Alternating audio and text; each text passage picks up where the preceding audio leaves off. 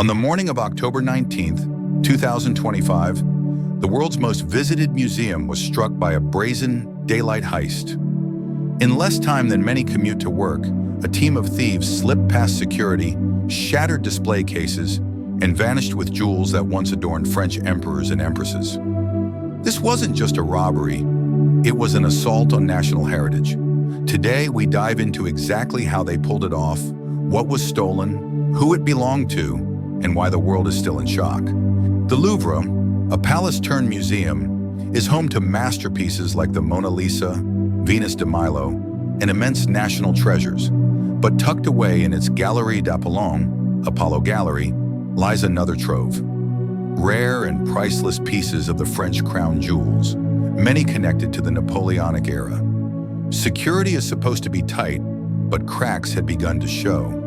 Understaffed guards, aging infrastructure, and mounting pressures as visitor numbers surge. Now imagine the stage is set for one of the boldest museum heists in modern history. Here's how the thieves executed their plan. At around 9:30 a.m. local time, just after the museum had opened its doors to visitors, the heist began. The crew arrived in two parts, one team in a truck equipped with a mechanical basket lift, furniture hoist, the other on motorcycles, scooters, poised for the getaway. Disguised as construction workers, in high-visibility vests, they parked the truck along the Seine side of the Louvre, close to the second-floor windows of the gallery. Two of the thieves ascended via the basket lift, reached a balcony outside the Apollon Gallery, and used power tools, angle grinders/disc cutters, to cut through a window pane. Once inside, they smashed two display cases containing crown jewels and extracted 8 items. Meanwhile, security alarms were triggered, but by then, the thieves were already on their exit path. They descended via the same lift, jumped onto waiting motorcycles, and sped off. The entire operation took between 4 and 7 minutes, depending on the account Al Jazeera News. One piece, the crown of Empress Eugénie, was later recovered near the museum. Damaged, apparently dropped during the getaway. Here's where things get fascinating. The haul wasn't just bling. These items are loaded with symbolism, history, and lineage. According to France's Ministry of Culture and reporting sources, the stolen pieces included a sapphire tiara, sapphire necklace, and one sapphire earring, once part of the collection associated with Queen Marie-Amélie and Queen Hortense, an emerald necklace and pair of emerald earrings from the collection of Marie-Louise, the second wife of Napoleon Bonaparte, a tiara and a large brooch, often described as a corsage brooch, that belonged to Empress Eugénie, wife of Napoleon III, a reliquary brooch, a decorative brooch with religious or symbolic design. So these items span 2 Napoleonic eras, Napoleon I and Napoleon III, and belong to queens, empresses, and royalty. Their significance is not merely monetary. They were artifacts of French national legacy and identity. As for monetary value, officials have been vague. The French Interior Minister described them as having inestimable value. Some press reports have speculated they could be worth tens of millions of euros or more on the black market, especially once disassembled or recut. But the true value is far beyond price. They represent lineage, memory, and heritage. The recovered crown of Empress Eugénie was loaded with over 1,300 diamonds and 56 emeralds, making it itself a phenomenal piece. When thieves drop such a piece, it suggests either a rushed escape or perhaps interference. In any case, the rest are still missing and may never fully be recovered in intact form. As news of the theft broke, authorities raced to respond. The Paris prosecutor's office opened an investigation into organized theft and allocated dozens of investigators.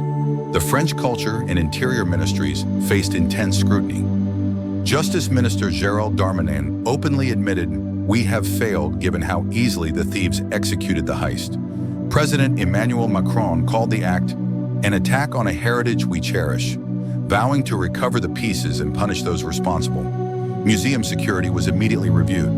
Critics pointed out that the Louvre had lagged in modernizing its defenses, citing long-delayed upgrades, staff cuts, and partial camera coverage in key wings. Financial Times. The stolen items, if moved abroad, may already have been dismantled, gems recut, settings broken, making recognition and recovery much harder. Financial times. Some observers even wonder if there was inside help involved. Only insiders would know guard routines, camera blind spots, or museum layout intimately. As of now, the 4 suspects remain at large. The crown recovered is damaged. The museum was shut for the day and reopened only after security assessments. France is scrambling to reassure the public that their history is not entirely vulnerable. Why is this heist resonating globally? It struck at identity. The stolen jewels were not mere art. They were symbols of France's imperial and cultural past. Their removal feels like erasure. It exposed security flaws. If the Louvre, one of the world's most visited, most prestigious museums, can be breached in minutes, what hope for smaller institutions? The criminals sent a message. It was bold, audacious, and theatrical. Almost cinematic. That sends ripples through the world of art crime and collector networks. It may reshape how we protect heritage.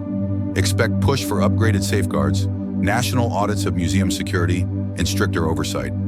Historically, art thefts rank among the most enigmatic and long-lasting cold cases. With centuries-old artifacts, once they vanish, they often disappear into private hands forever. This heist may join that grim legacy, or perhaps, with enough pressure, become the moment everything changes.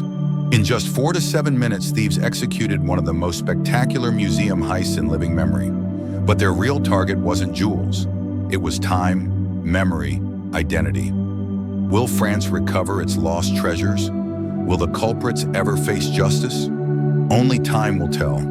If you found this story riveting, hit like, subscribe, and ring the bell. And don't forget, every museum guard, every frame, every artifact has its silent guardian. The watchers, the tellers, the storytellers. Thanks for watching.